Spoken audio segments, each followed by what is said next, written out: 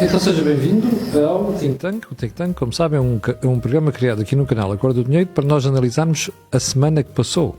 E a semana do ponto de vista político e económico. Semanalmente também estão comigo sempre os Jorge Marrão à direita e o Joaquim Aguiar à esquerda.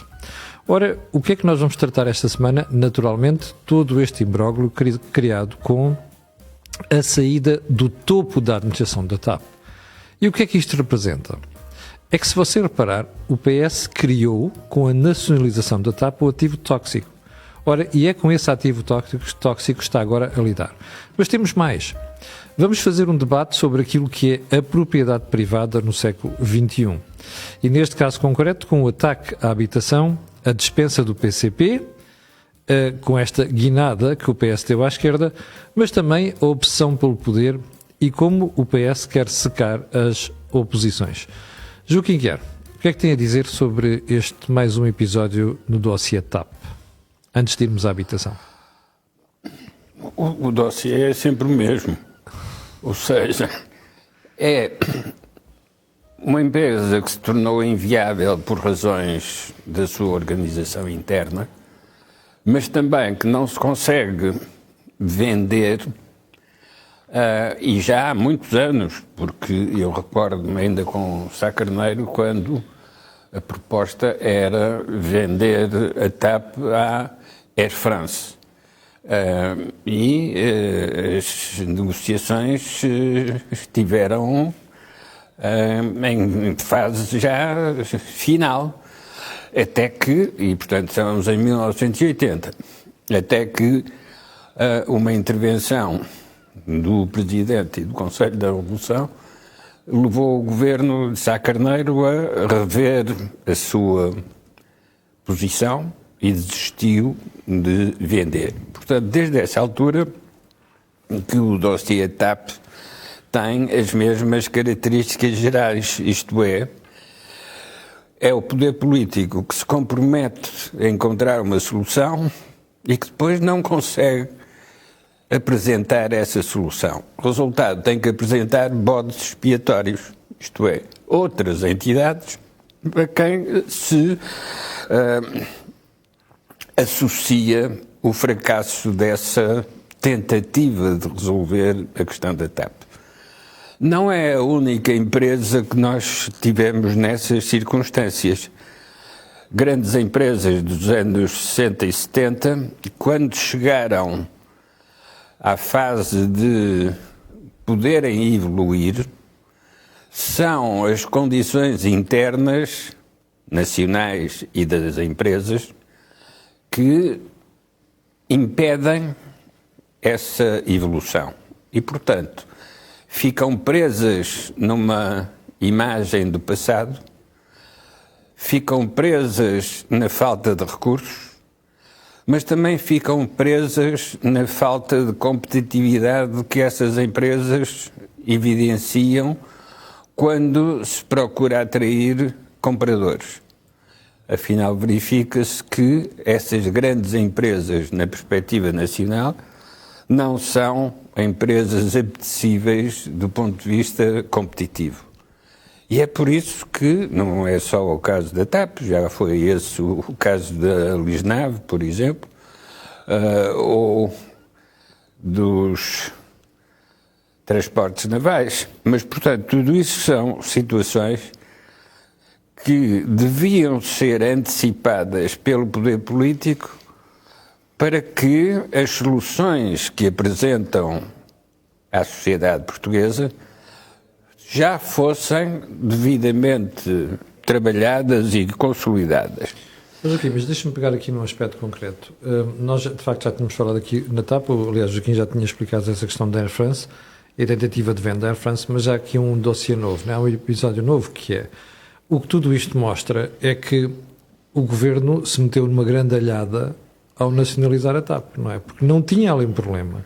E ao nacionalizar, primeiro, teve que lá meter 3.200 milhões de euros de contribuintes, ainda vai meter mais, e por outro lado, voltou, sobretudo agora que parece que a empresa começa a recuperar, volta a guerra social dentro da empresa, e agora tem outro problema, que é um problema de imagem que envolve o ministro por causa de todo este sarilho à volta de uma imunização concedida a uma administradora.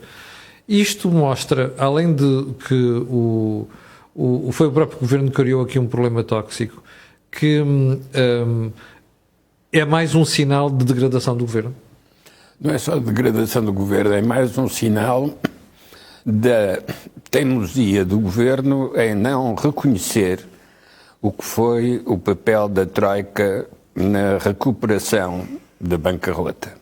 Isto é, o governo regozija-se quando pode anunciar descida da dívida e boas perspectivas das agências de rating internacionais em relação a Portugal. Mas não quer reconhecer o que é que foi o efeito da bancarrota na destruição dos mitos que os partidos de esquerda, PS, PCP e Bloco de Esquerda, tinham criado sobre o que era gerir a economia portuguesa. Portanto, servem-se dos benefícios da Troika, desde logo a disponibilidade de recursos monetários que o país já não tinha nessa altura. Mas, sobretudo, as linhas de orientação que foram produzidas pela equipa de técnicos que o Fundo Monetário Internacional, o Banco Central Europeu e a Comissão Europeia trouxeram a Portugal para encontrar a resposta à questão da bancarrota. Claro que fizeram isso por interesse próprio, isto é, o que é que o credor há de fazer quando o devedor deve cada vez mais? É tentar corrigir essa necessidade de dívida que o credor tem. E, portanto, aquilo que era a obrigação da Troika, e cumpriu, era estancar o endividamento e preparar a recuperação. A privatização da TAP fez parte desse programa, mas também fez parte da teoria da reversão com que este governo se apresentou logo em 2015, quando toma posse na base de um acordo parlamentar com outros dois partidos que exigiam a reversão dessas medidas que tinham sido propostas e aprovadas no tempo da Troika. Chegamos ao fim desse processo e o que se verifica é que dessa aliança de três partidos já só resta um e que conseguiu ter maioria absoluta. Mas é esse partido com maioria absoluta que agora entra em crise interna como se a maioria absoluta não servisse para nada. E, portanto, desperdiça-se a maioria absoluta como se desperdiçou a ajuda que os tais técnicos da Troika ofereceram a Portugal. E esse foi o último programa de desenvolvimento que a economia portuguesa produziu. Sim. Jorge, há pouco, antes de começarmos o programa, estava a ouvir umas declarações do Dr. António Costa a defender Fernando Medina. E onde ele diz textualmente que, bom, mas o quê? Ilações políticas a tirar deste dossiê todo já foram tiradas há várias semanas. Ou seja, notou-se pela conferência de imprensa ontem, pelo body language de Fernando Medina, pela cara de Fernando Medina e também de João Galamba, e hoje as declarações de António Costa, que a grande preocupação do governo era esta. Ou seja, sacudir a água do capote e dizer não, está tudo resolvido com isto. Ou seja, o despedimento da senhora Widener e do senhor Manel Beja apontam claramente para uma necessidade de fazer uma purga que consiga fazer um ring-fence à volta do governo. Consegue? Porquê é que nós estamos a discutir agora a TAP? Porque tu, eventualmente, no programa da manhã trouxeste a TAP. Mas eu gostava de andar um bocadinho para trás para percebermos porque é que hoje temos que falar na TAP e o que é que a TAP está a esconder de incompetência deste governo. Para as pessoas terem uma ideia, quando me disseste que isto podia ser um assunto do programa, comecei a pensar como é que podia explicar às pessoas a diferença abissal das magnitudes do debate. O que nós pusemos na TAP, vamos admitir, são 3.200 metros. É uma Serra da Estrela. Uhum. E começámos a discutir uma senhora chamada Alexandra Reis, que é 0,5 metros. Não sei se estamos a... Se é que é tanto. Mas é 500 mil euros. Sim. Para 3.200 milhões. Portanto, nós estamos a Serra da Estrela e o Governo obriga-nos, em vez de olharmos para a Serra da Estrela, estamos a olhar para o metro que está ali, enfim, onde andam os pastores, provavelmente com as ovelhas, para a produção do queijo da serra. Portanto, isto é tirar o foco do problema da TAP. Se a senhora não tem sido contratada por Fernando Medina, o que é que de errado tinha feito esta administração? Nem se dava por isso. Não se dava por isso. Mas eu fui ver, porque lembrei-me do que é que o Tribunal de Contas disse em 2018 sobre a TAP. Sim.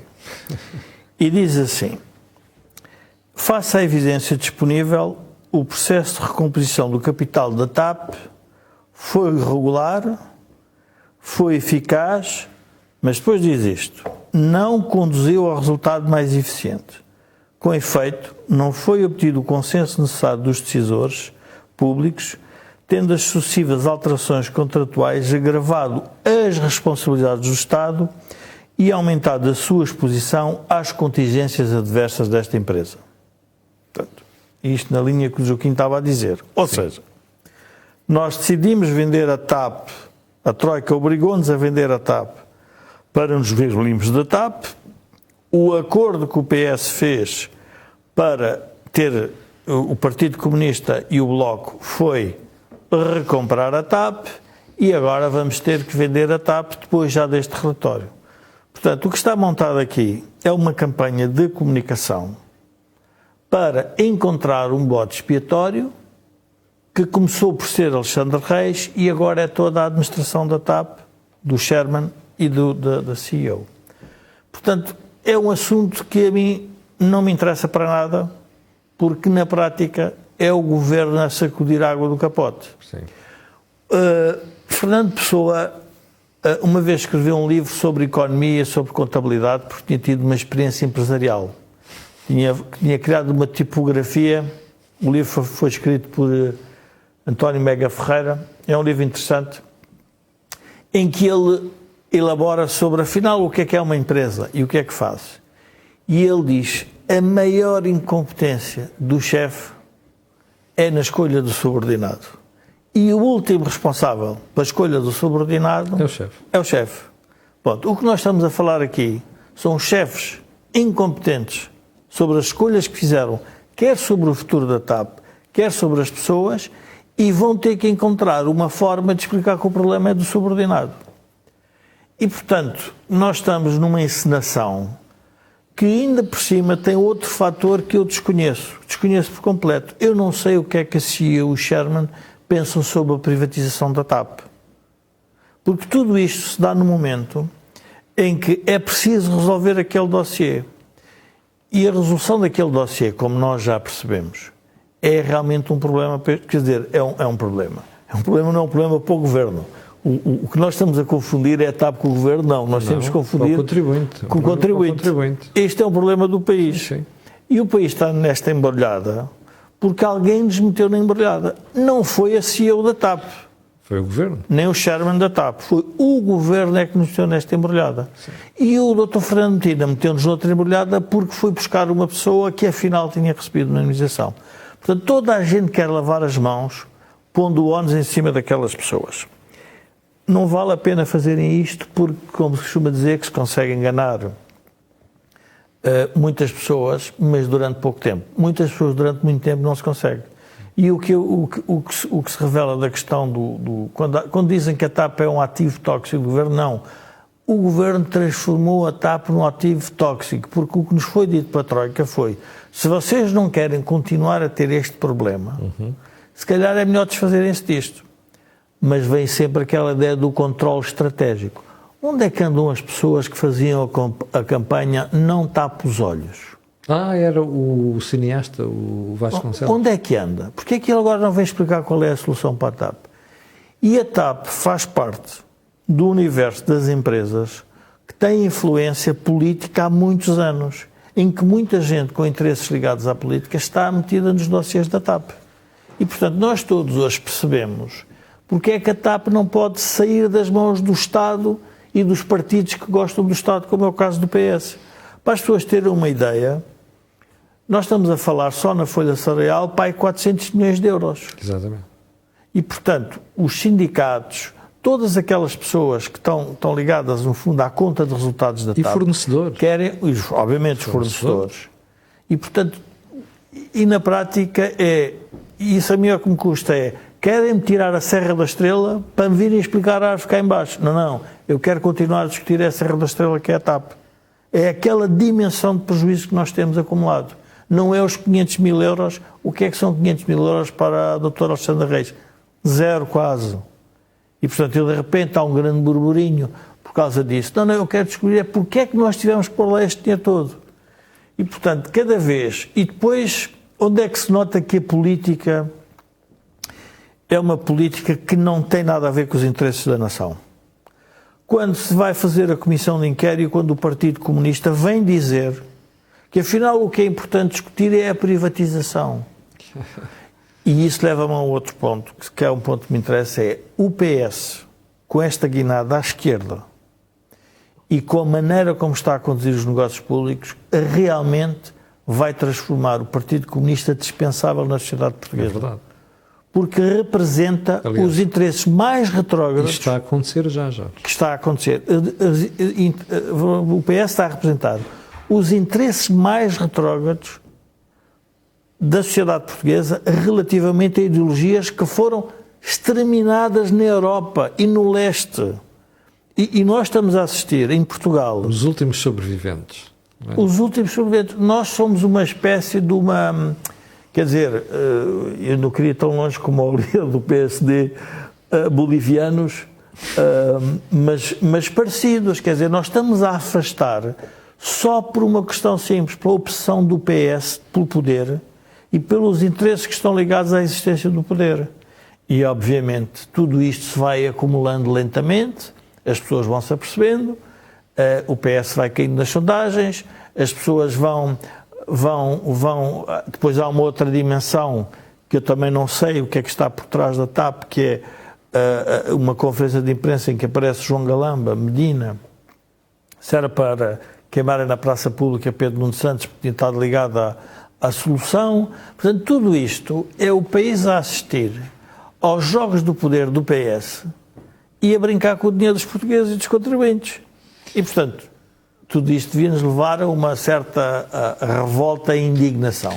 Mas a sociedade portuguesa já não se consegue indignar. Deixa-me pegar num pormenor que se notou ontem, particularmente depois da conferência de imprensa. À noite, quando as televisões começaram a ouvir vários stakeholders, os responsáveis dos sindicatos pilotos da aviação civil, veio logo defender a ideia de que a medida é muito boa, a decisão é muito boa, saúda o novo CEO e passa a mensagem: a TAP não deve ser privatizada. Tu não achas que este movimento ajudou a dar um bocado de força àquelas forças, tanto não só na oposição, mas dentro do próprio PS, que não querem a TAP privatizada? Não tem força nenhuma, Camilo. É só força mediática e a força do protesto e a força do país se entreter com isso. Porque o dinheiro, os credores, a falta de dinheiro do Estado para manter a TAP e para continuar a tributar os portugueses, para manter a TAP vai ser de tal ordem, e a falta de cumprimento das regras da concorrência europeia, que tudo isso vai desaparecer. Ou seja, eu acredito... Mas houve 3.200 milhões de euros a pôr lá, quando a gente pensava que não havia dinheiro. É isso que eu estou a dizer. Vai haver... Mas Camilo, a pergunta é assim, é mais fácil o Governo explicar porque é que faltam 3.200 milhões na saúde, porque é que falam 3.200 milhões nos professores, porque é que faltam 3.200 milhões na administração interna? Porque se decidiu pôr na TAP. Pois, é verdade. E, portanto, esse debate na sociedade portuguesa é qual é o melhor sítio onde o Estado tem que pôr o dinheiro. E, portanto, não dá para todos. Já chegamos a essa conclusão. então vai ter que fazer opções. E, portanto, o sindicato vê dizer isso é uma coisa fantástica. Eu recordo-me, há uns anos por razões profissionais, estava em Angola e a companhia bandeira angolana, a TAG, decidiu contratar um CEO britânico. E o CEO britânico chegou e deu uma entrevista, e assim que eu li a entrevista do CEO, pensei, dentro de 6 a 9 meses estás na rua. Porquê? E isto tem a ver com a questão da força dos sindicatos na TAP e do que é que se está por trás. Ele dizia na entrevista uma coisa muito simples. Foi verificar o que é que nós tínhamos em equipamentos e cheguei à conclusão que nós tínhamos peças de reservas para aviões para 100 anos. Portanto, já os aviões tinham desaparecido e as peças de reserva estavam lá. Porquê é que compramos tantas peças? Foi a pergunta que ele fez. Não conseguiu obter resposta, mas as peças estavam lá. Toda a gente sabia porquê, mas... Pronto, mas não interessa, mas foi. Cientificamente não podia responder. E depois disse uma coisa sobre os trabalhadores.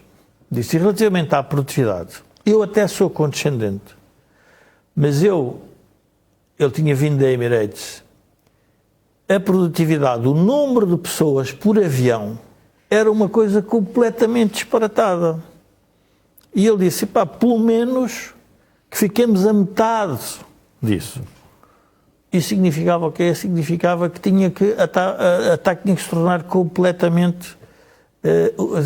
tornava-se uma empresa completamente diferente e muito mais produtiva. A partir do momento em que um sindicato tem um acionista estrangeiro, o acionista estrangeiro traz-lhe para cima da mesa a referência da produtividade europeia mundial, coisa que ele não quer. Que é isso que os sindicatos da TAP têm medo. Que é óbvio. Então, quando os trabalhadores estão na Alta Europa, quando estão a produzir um carro, os trabalhadores portugueses sabem exatamente. Que são ou não mais produtivos que um operário alemão, ou com um polaco, Sim. ou seja, de onde for. No caso da TAP não sabem, quer dizer, sabem, mas é completamente inútil. Porquê? Porque, obviamente, fica tudo dentro da casa, os orgulhosamente sós. E este retrocesso nacionalista do PS, de querer que os interesses todos da sociedade se concentrem em empresas do Estado, e eu acho que nós devíamos falar num tema que eu acho que é um tema muito sério para a sociedade portuguesa, que é a questão do PRR. O que é que se está a passar com o PRR? Já lá vamos. Porque isso é um assunto que me interessa. Porquê? Porque a maneira como o poder público, os poderes estão a ser concentrados é neste tipo de situações, em que há um conjunto de gente interessada naquela empresa e que ajuda a que se mantenha a situação tal e qual como está. E a única solução que nós temos, dado que o Presidente está ausente a distribuir afetos, a única solução que nós temos é a Europa de vez em quando vir nos chatear. E, portanto, nós estamos realmente numa situação, diria, muito... Já lá vamos ao PRR. Deixa-me voltar ao Joaquim para lhe colocar esta questão. Joaquim, acha que o Governo consegue mesmo sacudir a água do capote? Ou seja, este tema vai desaparecer ou vai continuar aqui a marinar na vida política? O Governo já não tem capote e quanto à água já entra por todos os orifícios, não é? E por todas as janelas e portas. Não, este Governo já perdeu o controle sobre o seu futuro e não sabe para onde vai. Ora, quando alguém não sabe para onde vai, qualquer caminho serve. Porque a única coisa que quer é caminhar. Então, vai caminhando. E é o que este Governo está a fazer. Vai caminhando, mas não sabe para onde. Só sabe que quer manter o poder. Porque não pode parar, Sim. Porque isso significaria abandonar as posições de poder. E isso não pode ser. E, portanto, para não acontecer isso, isto é, para não acontecer a desistência, então o que fica é uma aparência de política. Mas é só aparência, porque política não tem nenhuma. E o que se passa com a TAP não é apenas uma questão de estratégia do transporte aéreo. É também uma questão de estrutura de alianças. Porque para se conseguir participar numa estrutura de alianças é preciso demonstrar que se é atrativo. Ora, é essa demonstração que elimina muitos dos candidatos a dirigentes na TAP. É o problema da competição e da comparação. Sim. Claro que agora a última opção é irmos buscar alguém à SATA, que já tinha pertencido à TAP, para agora dirigir a TAP. Afinal, tínhamos cá os recursos necessários, não é? Porquê é que não se tentou isso em lugar de andar a fazer recrutamento de quadros internacionais? Joaquim, já agora isso também é um pormenor interessante. Isto revela o quê? Que o Governo não teve tido tempo de ir contratar alguém lá fora porque precisava resolver o problema rapidamente? Ou é também para mostrar sinalizar uma diferença face à política que tinha sido de Pedro Nuno Santos? Não penso que neste momento eles estejam, os membros do PS que ainda estão no Governo estejam preocupados com o Pedro Nuno Santos, porque o estado em que vão deixar quer a economia, quer a sociedade, já não é recuperável por qualquer Pedro Nuno Santos, por mais brilhante que fosse. Não há, neste momento, no Partido Socialista, quem tenha uma ideia para Portugal. Como se lembram, era um dos slogans do Mário Soares. E, de facto, quando Mário Soares dizia eu tenho uma ideia para Portugal... Tinha. Não só tinha, como quem o ouvia acreditava que ele tinha. Mas o António Costa tem uma ideia para o PS em Portugal. Não tem uma ideia para Portugal, mas tem uma ideia para o PS. Que a ideia é ele. A ideia é António Costa. Não é? E, portanto, está no circuito fechado de quem se vê ao espelho. Porque a única coisa que vê é ele próprio. Daqui já não consegue sair. Porquê é que isto aconteceu assim? Porque no exercício de justificação de 2015, isto é, a geringonça, foram violados princípios essenciais do realismo político. Claro que a seguir o que se verificou foi que essa geringonça A3 pura e simplesmente partiu e não tinha recuperação. Ora, a maneira como acaba a geringonça mostra que a maneira como começou foi uma mistificação.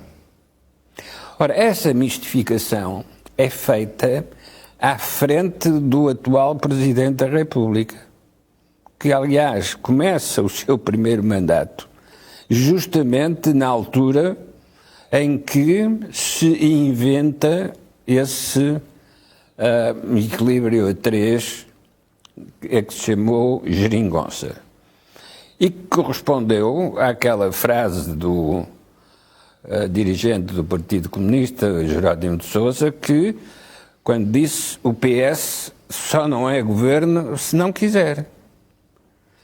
Ora, o que é que isto de facto significava? É que o Partido Comunista, como também o Bloco de Esquerda, estavam dispostos a aceitar tudo desde que não fosse um governo da Troika. Porque o problema era a austeridade imposta por credores externos. Ora, o que se verificou a seguir com a governação do Partido Socialista é que mantiveram as políticas essenciais que permitiram diminuir a dívida externa, e já era um progresso não estar a aumentar a dívida externa, que ainda aumentou durante algum tempo, mas a introdução do mecanismo das cativações das verbas orçamentais disfarçou aquilo que era a austeridade. Disfarçou, mas não eliminou. Manteve-se exatamente o mesmo tipo de contenção na despesa que era proposto pela Troika, mas que era, como depois se verificou, um passo essencial para controlar o desvio das despesas públicas. Com isto, fragilizou-se políticas sociais fundamentais, como por exemplo a saúde, mas a verdade é que se permite ao atual governo considerar um grande sucesso ter conseguido diminuir a dívida pública. E de facto é um grande sucesso. Só que falta o complemento disto. Porque também quando a Troika propôs um programa de austeridade, foi referido que esse programa tinha uma lacuna essencial. Não tinha uma perspectiva de crescimento. E isso ia significar um aperto da austeridade e depois não havia a compensação pelo crescimento económico. Ora, isso permitiu criticar a política da Troika, mas não permitiu substituí-la por outra que conseguisse equilibrar a austeridade com o crescimento. Hoje, sabe-se que não há crescimento, mas há fundos europeus para a recuperação e reconstrução. Como é que isso está a ser aplicado? Ora, o que se verifica é que está a ser aplicado sem que ninguém mostre qual é o mapa que orienta essa aplicação desses recursos. Se calhar não há. Mas temos um Presidente da República que, depois de ter assistido ao espetáculo político de uma aliança a três que nunca foi aliança, agora quer-se colocar na posição de ser o fiscal das obras que preside a utilização dos fundos de recuperação e resiliência. Mas o que se verifica é que queixa-se o Presidente de que não tem informação e queixam-se os governantes que também não têm informação sobre o que está a ser feito. Então esses fundos europeus destinam-se a quê? A ganhar tempo. Porque não estão a ser aplicados, mas estão a ser anunciados do ponto de vista da propaganda do poder político. Mas, quando chegar ao fim, vai-se verificar que, afinal, a dívida que tinha diminuído do ponto de vista orçamental vai aumentar subitamente quando estes fundos do PPR forem incluídos no endividamento da comunidade portuguesa. Sim. Jorge, deixa-me voltar a ti, porque estavas há bocado a falar do PRR. Porque é que eu percebo a tua preocupação, que é, isto está a ser mal executado, não se nota, não se percebe onde é que está a ser gasto. Porquê é que tu achas que está a ser assim? Eu julgo que tu tens um programa da manhã, devias fazer um programa da tarde só dedicado ao PRR, porque o PRR vai ser o nó górdio entre o António Costa e Marcelo Rebelo de Sousa, porque a promessa de que o PRR era a bazuca que ia resolver os problemas, e quando nós vamos a ver o grau de execução é próximo de zero, 6% ou 7%, o que for, e é muito concentrado no Estado. Sim. O que nós vamos assistir é o Estado a recuperar todos os investimentos. Que não fez nos últimos 7 anos. Não é que não fez, os investimentos estavam na gaveta porque não conseguem fazer novos. Porque quando o Joaquim diz que o PS não tem uma ideia para Portugal, é que não tem mesmo. E a melhor maneira de nós vermos essa ideia é verificar que todos os dossiês são os mesmos. É a EFASEC, é a TAP, é a saúde, é a educação, não saem disto. E agora vai ser o TGV e depois é o mais não sei o quê. São sempre os mesmos. Porque o que levou o PS à bancarrota é porque isto é uma história que nós não podemos perdê-la no tempo. O que levou o PS e a bancarrota foi o desenvolvimentismo, se quisermos, e o progressismo económico de José Sócrates, que até era bem intencionado no início, e que depois nós não percebemos se por razões pessoais ele foi ou não, desviou-se do caminho, mas que originou um conjunto de problemas à sociedade portuguesa e que nós não nos livramos. E então agora o que é que se tem que fazer? Agora tem que ser a todos os ministérios e a todas as secretarias de Estado e a todos os institutos públicos e a todas as administrações, digam lá o que é que os senhores querem fazer. E, portanto, este vai ser o problema que vai gerar uma tensão adicional entre o Governo e o Presidente da República. Eu acredito que gere tensão adicional. O que eu não acredito é que isso tenha consequências. Ou seja, se tu reparares, todas as críticas que são feitas pelo Presidente da República, não é nos últimos meses, é nos últimos anos, de vez em quando ele passa-se, entre aspas, e faz um ataque forte. Mas no dia seguinte diz uma coisa diferente. Quem? O Presidente da República. Ou então encontra-se com os ministros e faz-te conta que não disse aquilo que disse no dia anterior. O Presidente da República é bem mais velho que eu, não sei se mais velho que o Joaquim. É mais velho. Mas ainda na democracia ainda está na infância. Ele nasceu no antigo regime e na democracia está na infância. E a ideia do Presidente da República que confrontar o Governo é ir contra a vontade popular, porque elegeu este Governo com maioria absoluta. É isso que ele pensa. É isso que ele pensa. E, portanto, é isso que nos está a tramar. Porque ele... Qual é o problema de um Governo, de um Presidente que tem legitimidade, que não está lá para derrubar governos, sim, mas está lá para impor ordem. E para isso é que serve os poderes presidenciais. Não é só por ordem, é a perceber-se do tal regular funcionamento das instituições. E ele tem medo porque ou tem complexos ainda sobre a sua ascendência familiar do antigo regime, ou por uma outra razão, que é uma personalidade que não é confrontacional. Tem várias razões para que leva a que isso aconteça, mas que para os portugueses pouco interessa. Pouco interessa é que ele foi o presidente escolhido por nós. E, pessoalmente, também por mim, porque eu votei nele. E, portanto, lembro-me disso. E, portanto, não posso esquecer que ele, nessa parte, está-me a defraudar. Porque, qualquer que seja o governo, ou de esquerda ou de direita, o Presidente da República tem que fazer o seu papel. E o papel não é nunca um papel sempre agradável. E, portanto, onde é que eu quero chegar sobre a questão do PRR? Porque é que eu julgo que vai ser um problema? Porque o PS não vai ter tempo de encontrar uma ideia e de preparar projetos com cabeça, tronco e membros para serem aprovados, serem financiados, serem executados.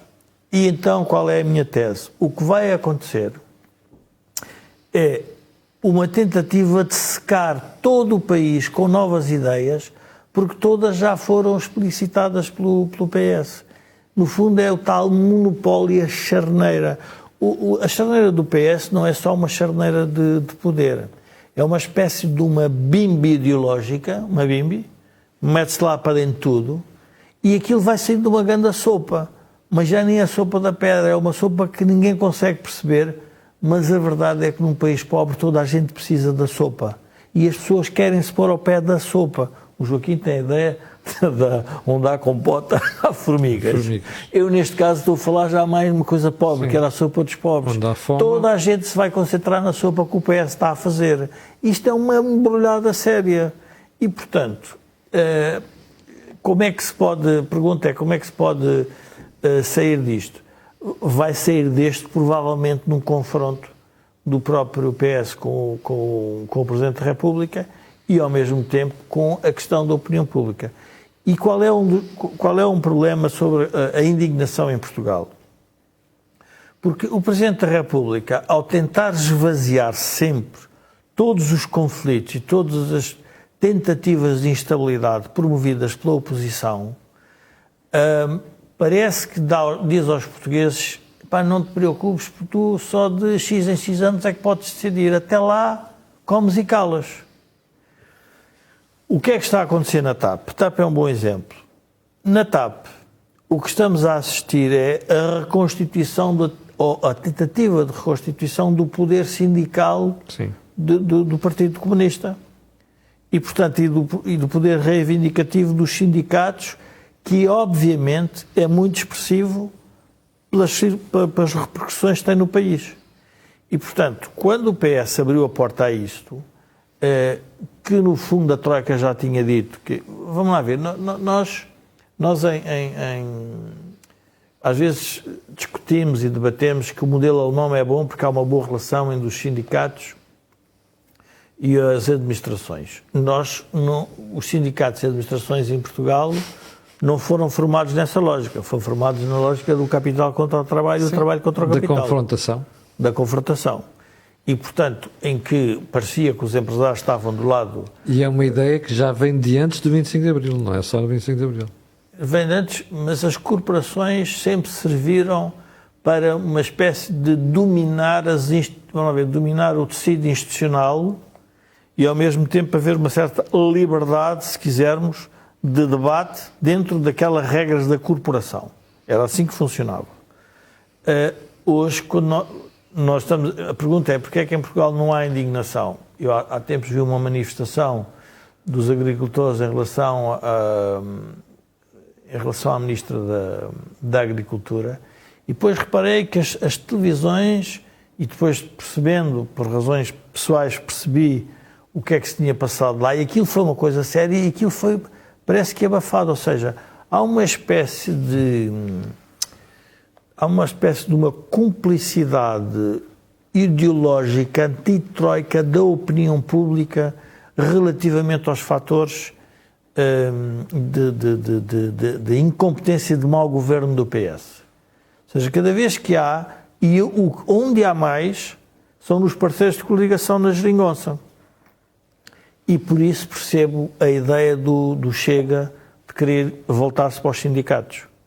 Porque também já percebeu que com os trabalhadores é capaz de ter mais sorte para criar indignação. E nessa altura, a esquerda que está sempre a defender os trabalhadores vai perceber que afinal se calhar não é bem assim. Essa questão fica para um outro programa. Joaquim, concorda com esta ideia do Jorge que o PS está a tentar secar as oposições? Está, e não é difícil, porque as oposições também não aparecem a fazer propostas que tenham sentido, que tenham significado. Já agora, uma vez que o Joaquim mencionou isso, acha que o PSD não está a corresponder àquilo que se exigia neste momento do ponto de vista da oposição?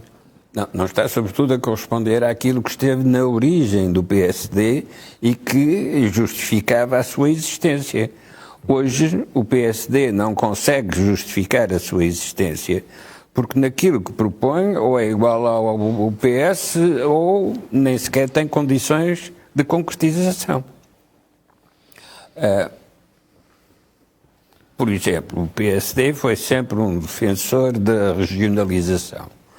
Mas agora está com dúvidas e com isso, estando marcado um referendo, acaba por desmarcar o referendo porque considera que não é útil trazer esse tema agora para o primeiro plano. Eu também sempre estive contra a regionalização, mas não é agora que a pôr em dúvida o facto de ter estado sempre contra a regionalização. Porque é pela mesma razão que estou contra o centralismo na capital, que também estou contra os microcentralismos nas capitais de província. Isto é, Portugal não tem dimensão para se regionalizar. Não tem sentido. É querer uma coisa só porque não se quer resolver aquilo que está à nossa frente para resolver. E aquilo que está à nossa frente para resolver, volto a repetir, é ter uma ideia para Portugal. Isto é, ter um projeto para o país. Isto não existe neste momento. O último projeto que tivemos foi a integração europeia. Mas até disso desistimos, porque, entretanto, a integração europeia tem evoluído do ponto de vista qualitativo, com vantagem, essa evolução com vantagem para os pequenos países, que têm ganho protagonismo com a passagem do tempo, e nós desistimos desse debate, aparentemente à espera que alguém resolva por nós. E, de facto, tivemos uma situação de dependência do exterior numa situação de bancarrota e isso não incentivou o exame crítico dos programas políticos. Jorge, tu tinhas também mencionado o aspecto de o que é que estamos a falar quando falamos de propriedade privada no século XXI. Esta ideia, suponho eu, surgiu-te por causa do ataque do Governo na habitação. Claro. Não, a questão da propriedade privada julgo que vale a pena nós debatermos, porque é por causa dos direitos da propriedade privada que as Constituições também se tornaram mais liberais. Da defesa de quê? A defesa dos fracos contra os poderosos. Quem é que eram os poderosos da altura? Eram os reis, eram os senhores feudais, eram os ladrões, e foi constituído o Estado para que as pessoas pudessem defender as suas coisas, a sua propriedade. E, portanto, o Estado teve sempre uma relação com uma propriedade, se quisermos, ambivalente. Se quiser fazer alguma coisa, então expropria, pode expropriar. Então compra ao preço de mercado. Ora, o que o Estado está a fazer é dizer assim: agora há falta de habitação, mas há pessoas que... mas temos casas devolutas, então podemos fazer isso em relação aos supermercados. Tudo o que os supermercados deitam fora, já agora o Estado vai lá, pega e entrega às pessoas. Quer dizer, todos os excessos de uma sociedade de consumo e de economia de mercado servem para quê? Para torná-la mais eficiente e, ao mesmo tempo, se gerar uma coisa que se chama a formação do preço. As pessoas dizem, bom, qualquer cidadão português que anda em Lisboa, ou no Porto também, e começa a ver as notícias, vão a ver os anúncios sobre o preço das casas e compara com o rendimento médio português, tira logo uma conclusão evidente. Não há possibilidade de comprar estas casas. Não há possibilidade de as ocupar. Então qual é o problema? É do preço da casa ou é do rendimento? E o Governo, como não consegue resolver o problema do rendimento, dedicou-se ao ataque à propriedade privada e tornou mais complexa, vamos lá ver, as relações, se quisermos, entre o Estado e a sociedade civil, que é fundada na propriedade privada. A independência do cidadão em relação ao Estado é também ter a sua propriedade e suas poupanças. Aliás, é bom lembrar aos espectadores que a ideia de propriedade privada e consagrada na lei acontece para o pobre ou que consegue ascender à classe média, como é óbvio, não fosse roubado, não é? E há agora uma porque o rei e a própria nobreza, os senhores feudais ficavam a propriedade se lhes apetecesse. Não é? Claro, e portanto essa proteção é constitucional. Não, quando diz o direito à habitação colido com o direito à propriedade privada, são coisas completamente diferentes. O da habitação é uma consequência natural da riqueza, as pessoas terem direito a viverem melhor. O da propriedade privada tem a ver com o convívio entre nós. Eu não ir buscar a casa do Joaquim, nem a Joaquim a tua, nem a tua a minha, e não vir um terceiro que é o Estado dizer vocês estão todos errados, porque esta casa que vocês andaram a construir agora é minha. Porque eu vou usá-la desta forma. É uma força coerciva sobre o uso da casa. Então, nesse caso, se faz a pergunta, então comprem as casas. Então, o que é que o Estado está a fazer? As pessoas têm que parar e pensar um bocadinho. O Estado está a obrigar os privados a entregar as casas para arrendamento sem pagar. E eu pergunto, mas o que é que isto tem de diferente relativamente ao debate constitucional que nós tivemos em 76, que era a propriedade coletiva dos meios de produção que o Partido Comunista queria impor em Portugal. Qual é a diferença? Agora não é a propriedade coletiva, não precisa de ser a propriedade, é o arrendamento coletivo dos meios de produção, que passa a estar na mão do Estado. Diz, bom, mas há aqui várias nuances. Bom, essas nuances só dá para desproteger as pessoas mais fracas, porque a lei vai se tornar tão complexa, a defesa jurídica das diferentes posições, e depois há uma outra dimensão, e que tem a ver também com a questão, a forma como se fez o despedimento da TAP agora do Sherman e da CEO também, portanto, nós referimos isto, ligado a este tema, parece que não tem nada a ver uma coisa com outra. É o Estado não ter uma relação de respeito em relação ao cidadão, nas suas diferentes formas. Ou seja, o Estado dá o arrojo e o direito de fazer isto na habitação e de despedir sem indemnização, parecendo que não há que o fundamento da sociedade é uma relação saudável entre a força coercitiva do Estado e o próprio cidadão. E respeitam-se, ou seja, se quiserem interferir na minha esfera, têm que ter legitimidade política, mas também uma espécie de uma legitimidade constitucional de respeito pela esfera privada do outro. E isso não está a existir. Quando o Estado diz, bom, agora isto vai para o tribunal, isto é uma ofensa. Porquê? Porque o Estado tem os recursos ilimitados quase da sociedade. E a CEO da TAP tem os dela para se defender. Ora, isto é desproporcionado. Portanto, quando há esta falta de previsibilidade na vida entre o Estado e, se quisermos, os particulares e as pessoas, os cidadãos, quando há esta ofensa permanente em que eu, como tenho legitimidade política, posso fazer aquilo que me apetece, então nós estamos a ficar numa sociedade em que tudo só se pode resolver em tribunais. Ou o Tribunal Constitucional ou os tribunais comuns. Porquê? Porque a sociedade não tem mecanismos de defesa de reação. Não tem poder contra o Estado. Está descapitalizada, está rendida, está decapitada. E isto é que torna a política difícil em Portugal. As pessoas não têm capacidade de se indignar. Nenhum poder tem capacidade de se indignar.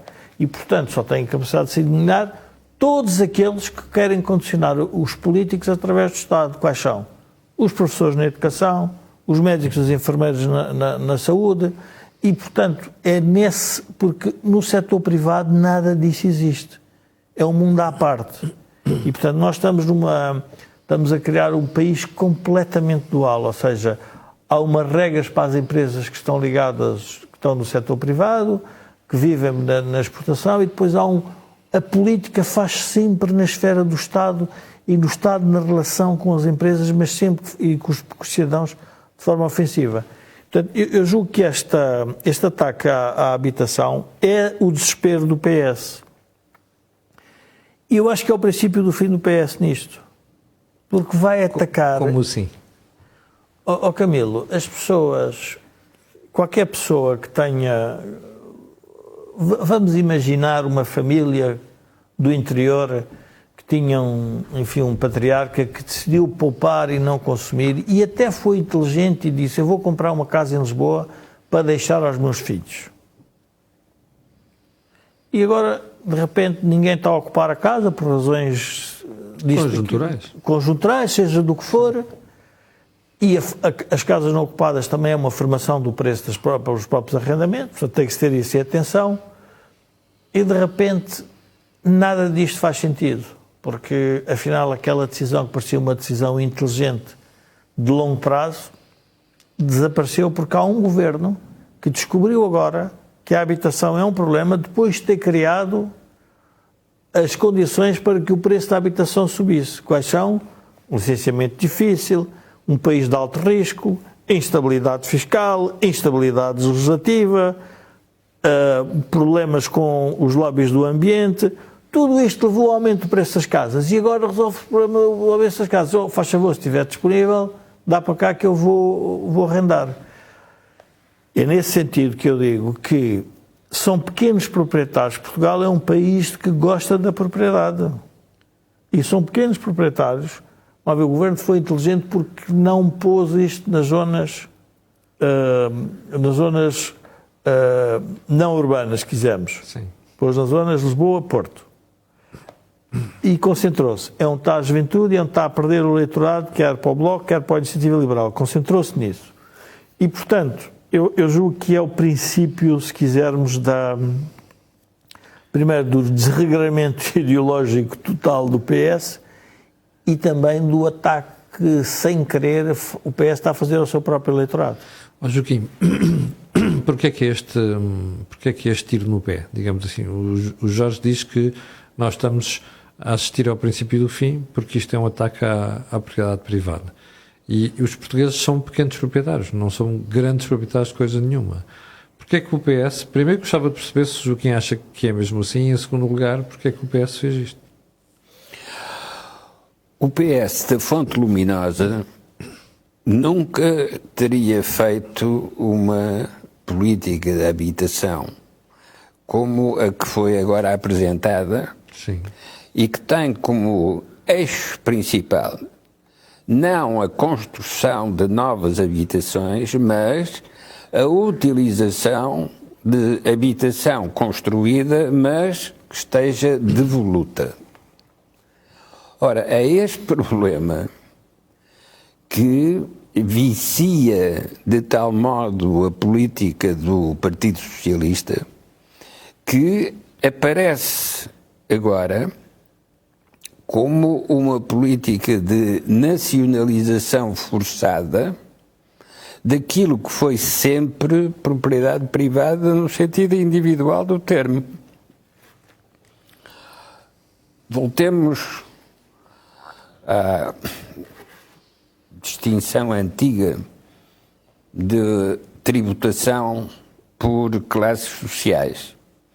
Os socialistas eram os que pagavam o imposto profissional, enquanto que os social-democratas e liberais eram os que pagavam o imposto complementar. Isto é, tinham alguma propriedade e, portanto, quem constituía a classe dos proprietários e comerciantes e pequenos industriais eram os que pagavam esse imposto complementar. Eram os eleitores do PSD e do PS moderado. O PS não deixou de ser moderado nas suas propostas formais. Mas quando entra nas propostas executivas, perde a percepção do que são os interesses sociais e apenas vê o que são os seus interesses partidários para mostrar obra de política de habitação. Ora, para mostrar obra hoje é preciso arranjar os prédios. Pois. Joaquim, lembra-me agora de uma coisa que vale a pena para as pessoas perceberem o alcance da questão da propriedade privada. O dinheiro que os portugueses têm no banco, os depósitos, é um dinheiro ocioso.